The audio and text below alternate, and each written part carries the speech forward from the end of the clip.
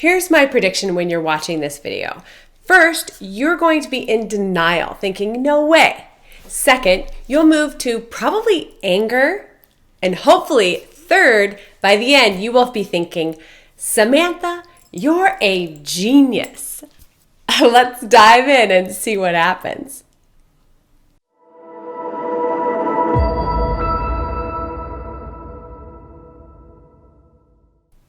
Now, if you're a small business owner and you manage a team, or actually if you are simply a person who wants to be more efficient and productive at work so that you can have more free time or time to work on a project, then this video is for you.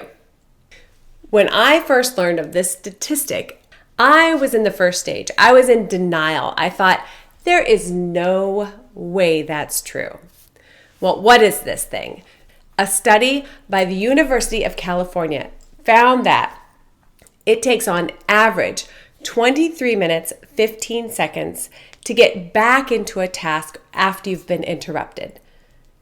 23 minutes, 15 seconds, and that's an average. Now, average is in the middle, right? So sometimes it won't take as long to get back into the task, and sometimes it will take longer. I find that so hard to believe. Well, at first I found that super hard to believe. 23 minutes, 15 seconds. That's a lot of time. So let's say you're average, I'm average, and I get interrupted 3 times during my workday. That's an hour of time. Well, I can say I really would rather do an hour of something else rather than spend time trying to get my brain back wrapped back around doing this project. Like I said, at first I was in denial. I thought that really can't be true, but my curiosity was piqued and I did some more research. I delved in and I found that, you know what? It's actually pretty accurate. It's sad, but it's pretty accurate.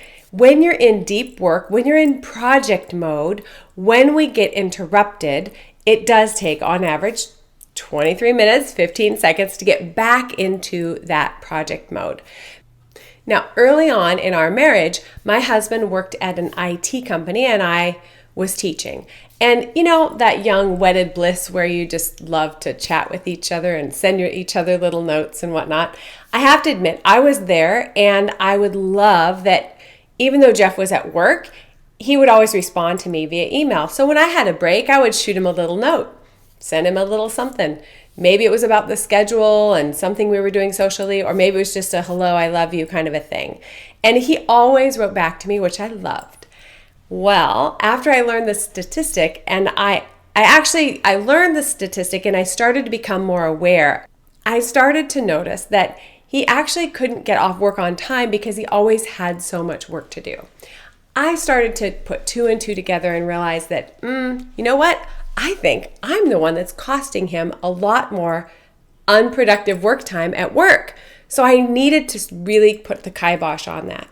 And in my own project mode, when I'm working, I found it to be true as well. Now, distractions are like the ding on your phone, a staff coming in, some kind of alert on your watch.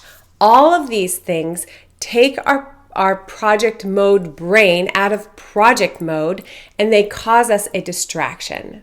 Now, I'm the first to admit, when I'm in a project and I'm waiting for it to do something or waiting for something to load, I'll pop over to social media or I'll pop over to my email and check it.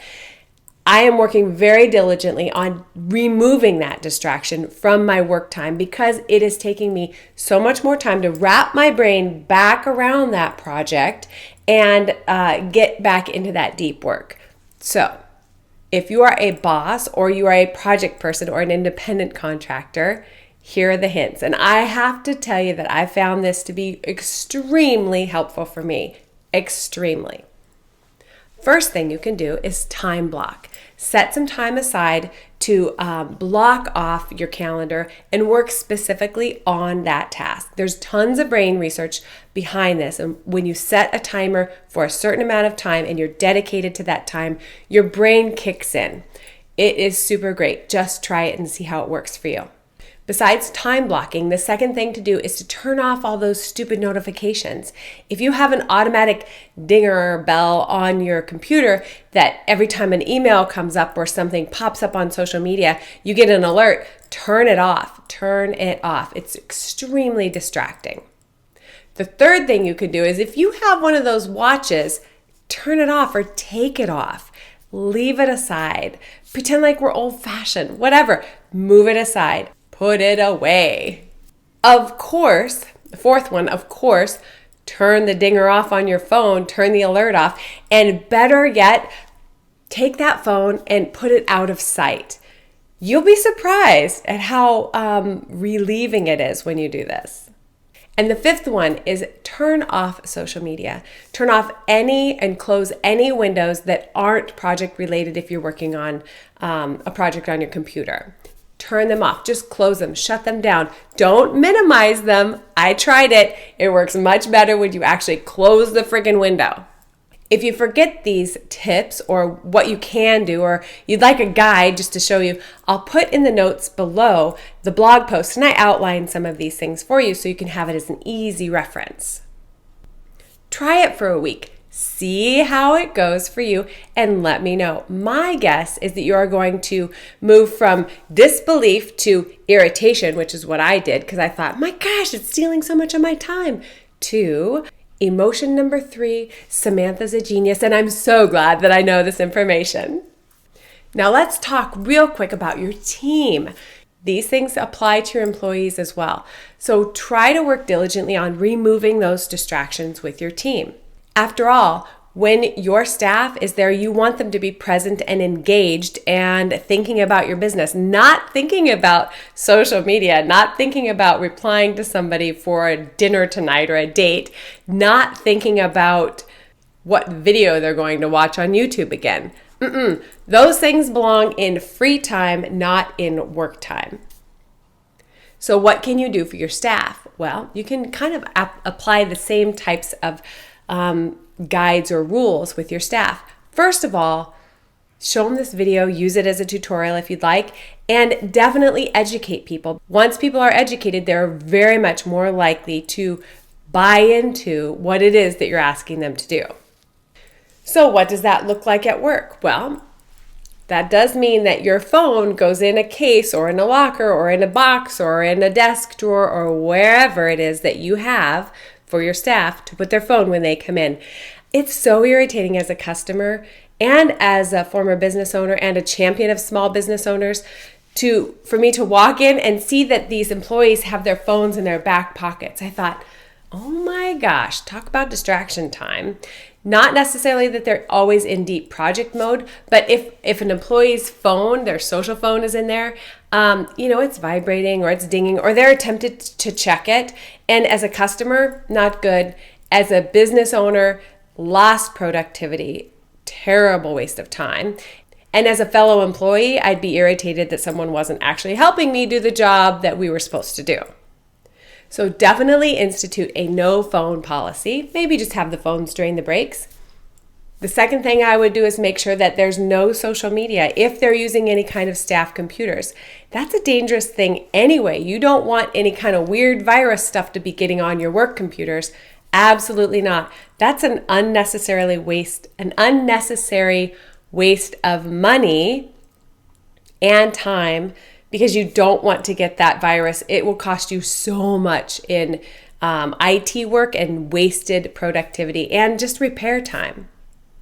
And the third way I would suggest helping your team and helping your employees become more aware of this is, of course, the phone and the social media and educating them about it, but let's connect it to you and your business. So you have this time where you're going to work on your deep projects and you need to somehow have like a notification or a flag or some kind of an indication that you're in deep work and you shouldn't be disturbed during that time. Decide as a group what it is that is going to be their visual indicator that you're in deep work and not to be disturbed for the 40 minutes or the hour that you're working on something. That might be a closed door. It might be a sign, a fun sign on the door. It might be a a tie on the door. It could be whatever. You guys can come up with something fun, but just something that visually indicates that it's, unless the house is burning down, that you're not to be disturbed during your deep work time. You'll become more productive. Your employees will become more independent and they'll think about work and they'll become more like partners with your work. It's a win-win-win. Now, like I said, I will put the link in the notes below with a blog post that outlines some of these tips for you and that also has a guide that you can use to help train your staff to be really effective at what they do. First impressions. It is the first thing that I would always teach my staff, that I would always encourage anyone to teach their staff when they're onboarding training or even when they're renewing their training. You can get your free guide in the notes below or at the blog post. I hope you have a terrific day. Thank you for watching. I love your comments, love your likes and shares, and I hope you have a fantastic week. Thanks again.